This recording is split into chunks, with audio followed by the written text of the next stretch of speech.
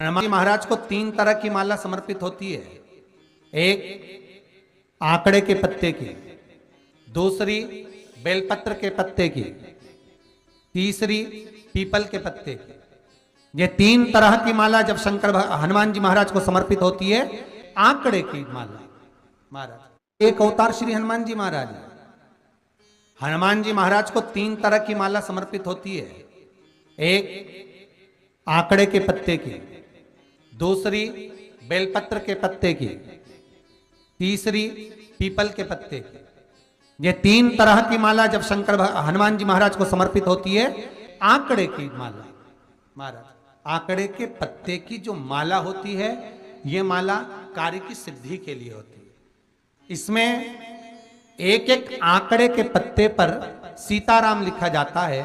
मात्र एक पत्ता ऐसा होता है जिस पत्ते पर सीताराम नहीं लिखा जाता। 108 पत्ते में से एक पत्ता, बस उस पत्ते को हथेली में रखकर उल्टा हाथ आपको रखना है और अपनी कामना कर कर उस पत्ते को बांध देना है। ये जरूरी नहीं है कि 25 के बाद बांधो, 50 के बाद बांधो या 100 के बाद बांधो, आपकी मर्जी पड़े। उस खाली पत्ते को कहीं पर भी बांध दीजिए और उस माला को अपनी कामना कर कर श्री हनुमान जी महाराज को समर्पित कर दीजिए। माला जब हनुमान जी को चढ़ जाए तब एक घी का और एक तेल का दिया हनुमान जी के सम्मुख में लंबी बाती का लगा देना है महाराज। एक घी का, एक तेल, और अपनी कामना कर कर आप आ जाइए। आपकी वो कामना 2.5 महीना या 3 महीना, इससे ज्यादा नहीं जाएगा, वो कामना बाबा पूरी करेगा। क्योंकि शिव और हनुमान ये सब एक ही स्वरूप है। अगर व्यक्ति के जीवन में बहुत भारी रोग हो गया है, बहुत ज्यादा कष्ट हो गया है, कैंसर जैसी बीमारी भी अगर उसको घेर ली है और किडनी लीवर सब बेकार हो गया, तो निवेदन है पीपल के पत्ते की माला बनवाओ, 108 पत्ते की, और हनुमान चालीसा का हर पत्ते पर स्मरण करिए महाराज।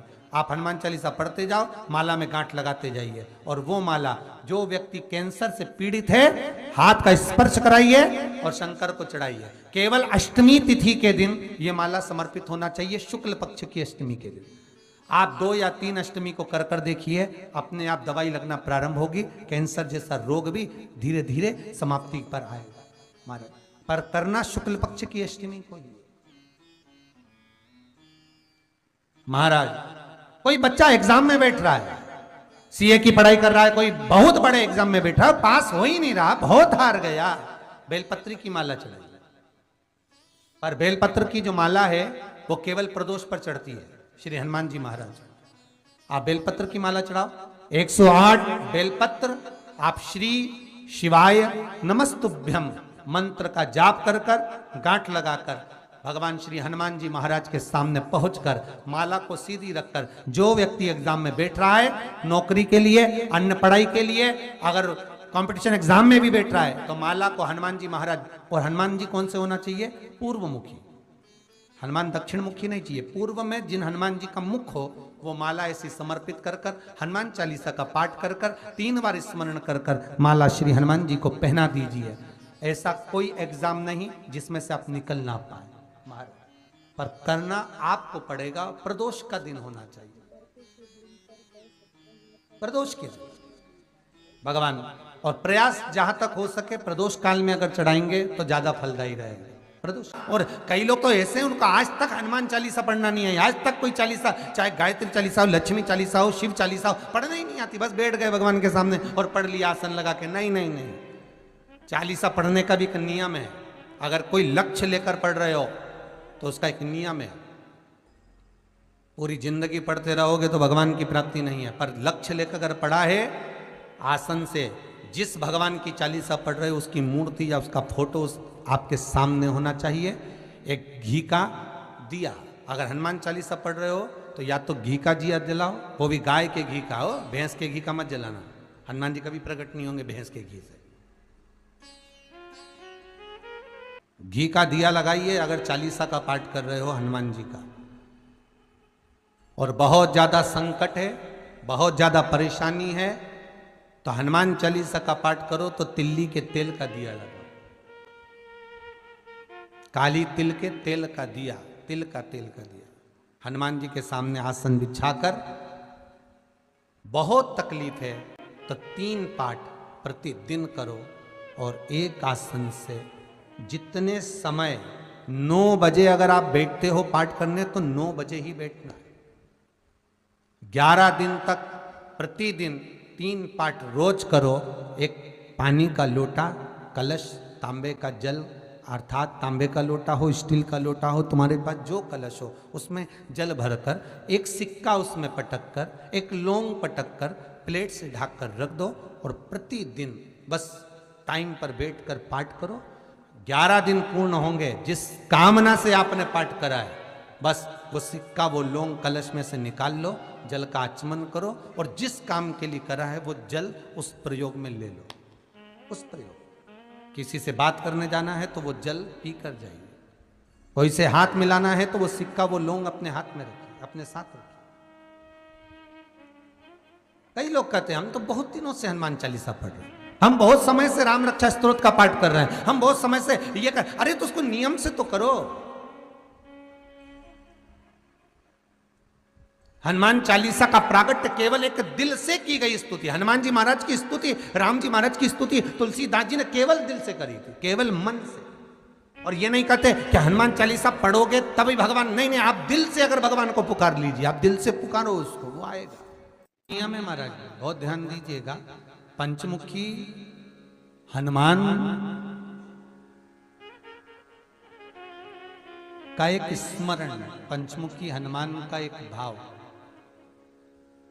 महाराज जैसे बहुत ज्यादा तकलीफ अगर व्यक्ति को हो गई है, बहुत कष्टमय जीवन चल रहा है, हार गए हर जगह से और तकलीफमय जीवन चल रहा है, तो पंचमुखी हनुमान का एक शिव महापुराण का और स्कंद पुराण का एक बड़ा सुंदर मंत्र है। उस मंत्र को आप सब एक बार हमारे साथ में बोलें।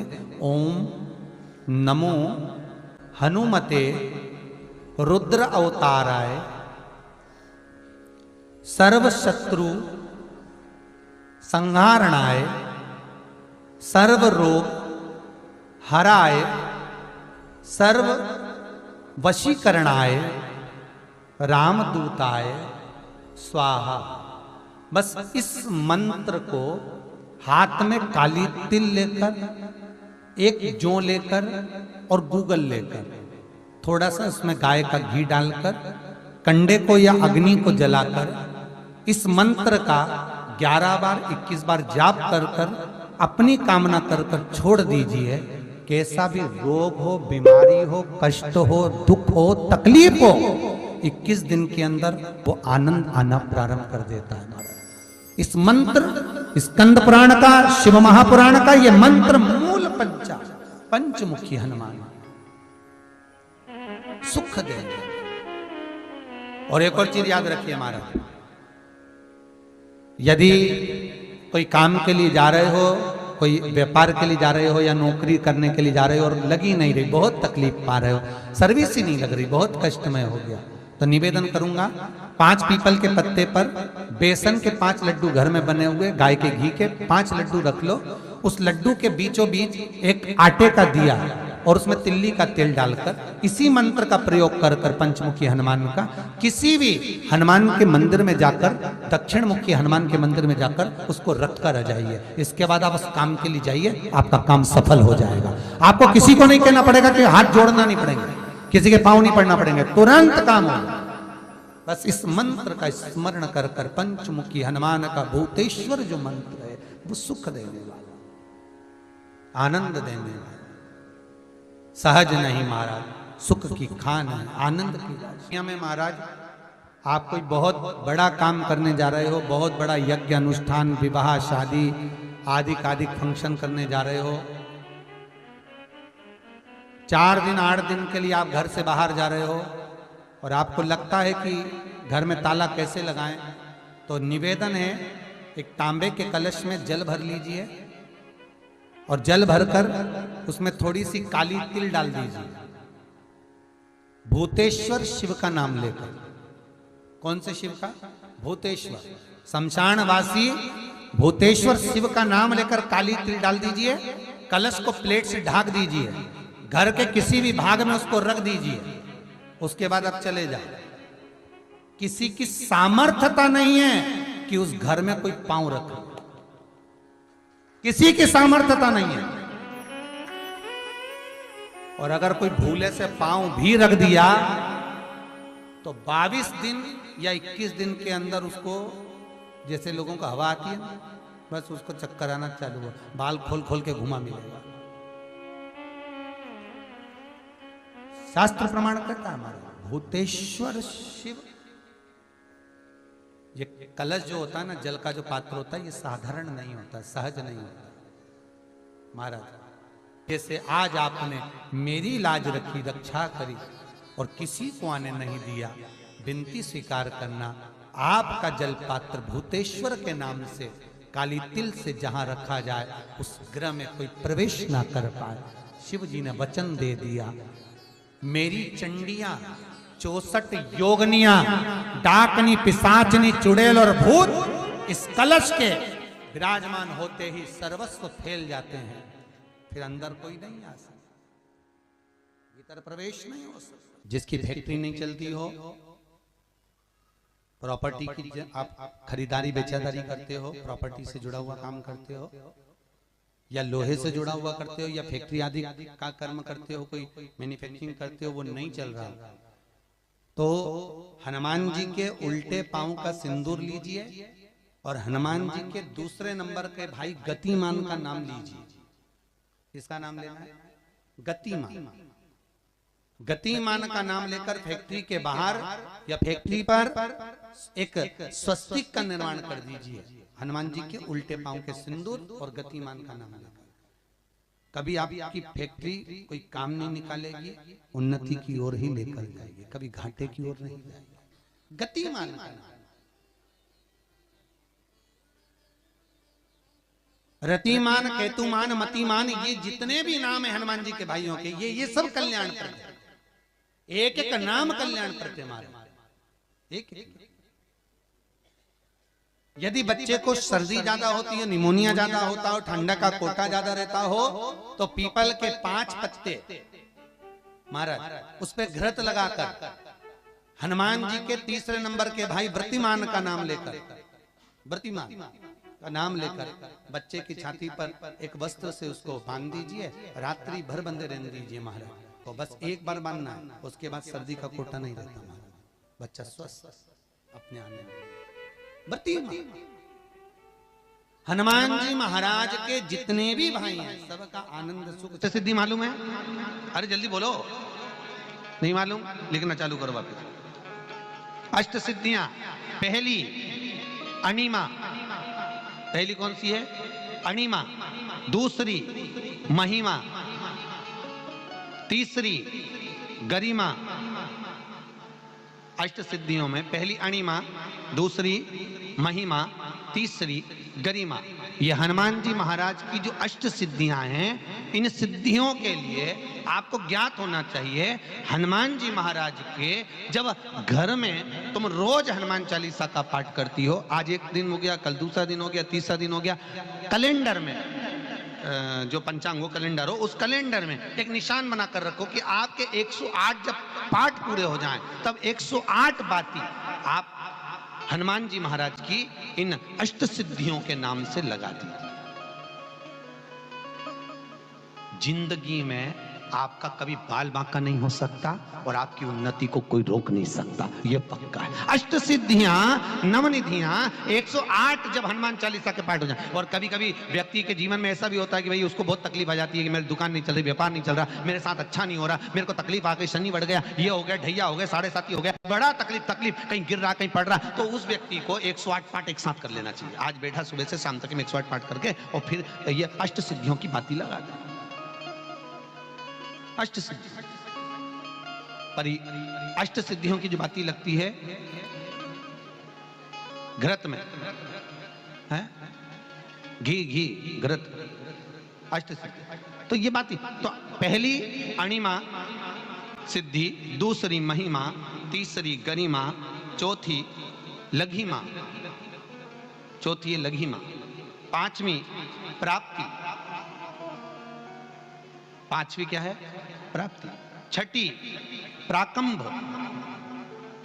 छठी है प्राकंभ, सातवीं है ईर्ष्यत्व, ईर्ष्यत्व, और आठवीं है वशिष्य, आठवीं है वशिष्य। ये हनुमान जी महाराज की 8 सिद्धियां और 9 पूरी हनुमान चालीसा की एक एक चौपाई में एक एक चीज से एक एक बीमारी का इलाज है, एक एक बीमारी का। महाराज हनुमान चालीसा की एक एक चौपाई से एक एक बीमारी का।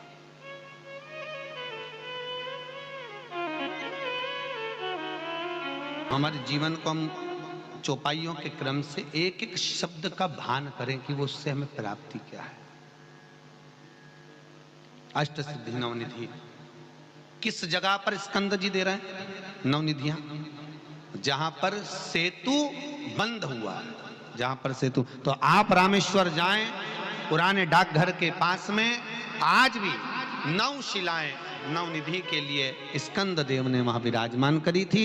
वहीं हनुमान जी महाराज ने जलपान करा था, वो स्थान आज भी विराजमान।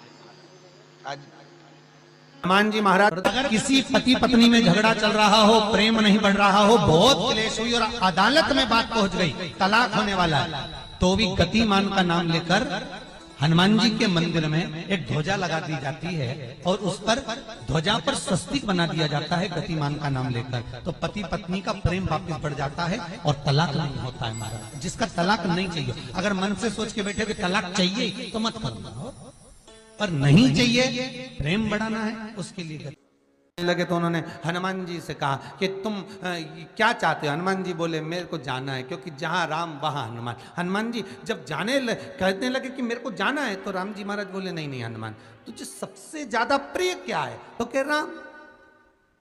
तो हनुमान तू कह रहा है सबसे ज्यादा प्रिय है राम प्रिय है, तो एक बार जिस समय देवऋषि नारद का अपमान हुआ, विश्वामित्र बाबा का अपमान हुआ, उस समय पर एक राजा ने जब अपमान करा तो तूने उसको राम नाम लिखकर एक जगह पर बिठा दिया और कहा कि तू राम नाम जपते रहे। उसने राम नाम जपा। तब हनुमान याद कर, मेरे सम्मुख में तू खड़ा था और युद्ध होने वाला था, तो तूने क्या कहा था?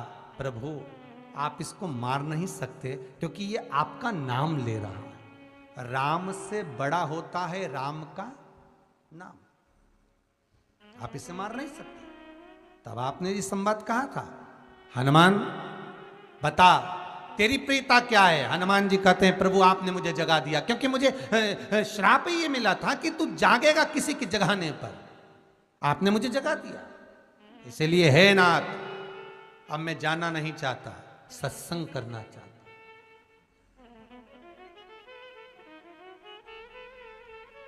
श्री राम जी का चरित्र है। अब मैं सत्संग करूंगा, भजन करूंगा, नाम जाप करूंगा। पर राम जी जानते हैं हनुमान से, कहा हनुमान मेरा जाने का समय आ गया, मुझे तो जाना पड़ेगा ना। सीता पृथ्वी में चली गई, मुझे भी जाना है। मैं सरयू के जल में अपने प्राणों को त्यागूंगा, मानव का शरीर है, इसको त्यागना तो पड़ेगा ना हनुमान। हनुमान जी बोले तो त्याग दो, त्यागने में क्या दिक्कत है, त्यागो आप तो। पर दिक्कत एक बहुत बड़ी है। तो राम जी ने जैसी कहा दिक्कत बहुत बड़ी है, तो हनुमान जी पूछे ऐसी कौन सी दिक्कत है? हनुमान जी के शब्द सुने तो राम जी बोले, जब जिस समय पर तुम सूर्य को निगल गए थे, इंद्र को क्रोध आया था और इंद्र ने तुम पर वज्र का जब प्रहार करा था, जब वज्र का प्रहार इंद्र ने करा तब तुम्हारा नाम हनुमान हुआ। तब सारे देवी देवताओं ने तुम्हें वर प्रदान करा। उस जगह पर यमराज भी खड़ा था, तो यमराज ने तुम्हें वर दिया था कि जहां हनुमान होगा वहां यमराज नहीं होगा। अब दिक्कत यह है कि मुझे प्राण त्यागना है और तू मुझे 1 मिनट के लिए नहीं छोड़े, तो यमराज आएगा कैसे? दिक्कत वहां अड़ी पड़ी है।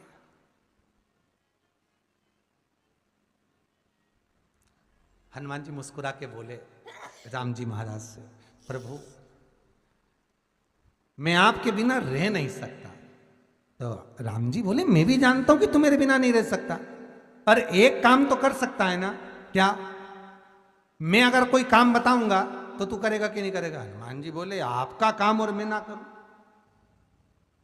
ऐसा कभी हुआ? जरूर करूंगा। ठीक है, बस अब राम जी महाराज ने सोच लिया कि हनुमान को जाने से पहले काम पर लगाना। अब वो कौन सा काम था? बोलो रे भाई। हनुमान जी को कहां काम पर लगाया राम जी ने? किस जगह पर काम पर लगाया? अरे सभी ने रामचरितमानस सुनी है, खूब सुनी, जल्दी बताओ। राम जी महाराज ने प्राण त्यागते समय, सरयू जी में प्राणों को देते समय, राम जी ने हनुमान जी को किस काम में लगाया था? कि राम जी ने अपने हाथ की एक मुद्रिका जिस पे राम लिखा हुआ था, वो मुद्रिका एक अयोध्या की एक सरंग में जमीन में डाल दिया और हनुमान से कहा जा जरा ढूंढ के लेके आ, मैं अभी घूम कर आया। और हनुमान जी तलातल रसातल भूमि के नीचे पताल में चले गए उस मुद्रिका को ढूंढने के लिए जिस पे राम लिखा है। और हनुमान जी पूछते भी जा रहे राम कहाँ है? राम की मुद्रिका पड़ी थी, राम की अंगूठी है। अब राम का ही सत्संग करते करते जा रहे और राम जी चले गए सरयू, क्योंकि हनुमान अगर होगा तो यमराज नहीं आ सकता। हनुमान को यहां से हटाना पड़ेगा तब यमराज लेने के लिए आ सकता, तब यम आए। और क्योंकि यम अपने नियम को धारण करेगा, चाहे कृष्ण हो चाहे राम। वही बात फिर याद कर लीजिए, अच्छा कर्म करिए, कर्म का दंड तो भगवान को भी भोगना पड़ता है। अगर कोई अदालत में केस चल रहा है, बहुत बड़ी समस्या में आप पड़ गए, बहुत बड़ा टेंशन बिल्कुल आकर खड़ा हो गया है, तो चंदन, एक लाल चंदन बाजार में मिलता है, पूजन वालों के यहाँ पूछना, लाल चंदन आता है। वो लाल चंदन को घिस कर उसमें थोड़ा सा तिल्ली का तेल डालकर महाराज हाथ में चंदन को लेकर शिवलिंग पर लगाएं और बड़ के पेड़ के नीचे, बड़ के जड़ में जाकर बटकेश्वर महादेव का नाम लेकर उस चंदन को लगाएं। उसी चंदन का हाथ किसी रुमाल पर लगा लीजिए और उस रुमाल को जेब में रखकर, कोई बहुत ज़्यादा दिक्कत और परेशानी है उस स्थान पर उसको लेकर बैठ जाइए। मन को भी शांति होगी, कार्य भी सफल होगा और सफलता प्राप्त होगी। बस तुमरुका जी का नाम का उसमें स्मरण करना है, कोई सहज नाम नहीं है। फिर निवेदन करूंगा, नारी अगर बच्चे को जन्म देती है और बच्चा 4 महीना 6 महीने तक गर्भ में रहता है, उसके बाद अवर्षण हो जाता है, तो एक नारियल पर, श्रीफल पर स्त्री के हाइट की मोली, मोली मतलब नाड़ा जो हाथ में बांधते हैं, लच्छा, उसको नाप लीजिए और तुमरुका जी का नाम लेकर उस नारियल पर लपेट कर अपना नाम और गोत्र बोलकर शंकर जी के शिवलिंग के पास में जो जलाधारी होती है चारों तरफ, शिवलिंग के पास में वहां रख दीजिए। शिव के शिवलिंग का स्पर्श करिए, एक बेलपत्र उठाकर मंदिर की चौखट पर खा लो, तुमरुका जी का नाम लेकर। महाराज होने वाला जो बच्चा है वो पूर्ण होगा, बीच में अवर्षण नहीं होगा, बच्चा समाप्त नहीं होगा महाराज, और स्वस्थ उत्पन्न होगा। ये तुमरुका जी का नाम जीवन में सुख की अनुभूति कराने वाला, आनंद की अनुभूति, सहज नहीं है। शंकर का अनुमोदन, शिव का स्मरण, स्वयं शंकर और पार्वती भगवान आनंद के साथ में चलते। और कई ऐसी हैं जिन्होंने बांधी और तो नहीं हुई है, तो उसके लिए भी ध्यान रखिएगा। 18 साल हो जाएं, कई माताएं कहती है गुरुजी हमने सफेद आंकड़े की जड़ बांधी और मान लो संतान हुई, और कई ऐसी हैं जिन्होंने बांधी और तो नहीं हुई है, तो उसके लिए भी ध्यान रखिएगा। 18 साल हो जाएं, 17 साल हो जाएं, 10 साल हो जाएं, 12 साल हो जाएं और घर में बच्चा नहीं है, संतान नहीं है, तो प्रयास करना सफेद आंकड़े की जड़ को लेना, तुमरुका जी का नाम लेकर 21 बार शिवलिंग पे से घुमाना, रजस्वला धर्म के 7वें दिन कमर पर बांध लेना और उसी दिन से एक पीपल का पत्ता मंगवाना, शंकर भगवान पर चढ़वाना और पीपल के पत्ते को गौ माता के दूध में उसको उकलवाना। ठीक है, उकलवाकर ठंडा करवाकर पत्ते को बाहर ठंडा करने में डाल देना। दूध जब ठंडा हो जाए हथेली पर उस गिलास को रखना और भगवान शिव का तुमरुका जी का नाम लेकर उसको पीना चालू कर देना। लगभग 8 दिन 15 दिन उस दूध का पान कर कर फिर विश्राम करें। महाराज संतान की प्राप्ति अवश्य होगी, संतान अवश्य प्राप्त होगी। पीपल के वृक्ष में स्वयं मेरे भगवान शिव आनंद वास निवास करते हैं। बाबा भोलेनाथ स्वतः निवास कर रहे हैं केवल एक पीपल के वृक्ष में। कितना सुंदर लिखा है पद्म पुराण में कि 52,000 ब्राह्मण का एक साथ निवास पीपल के वृक्ष में होता है, एक साथ।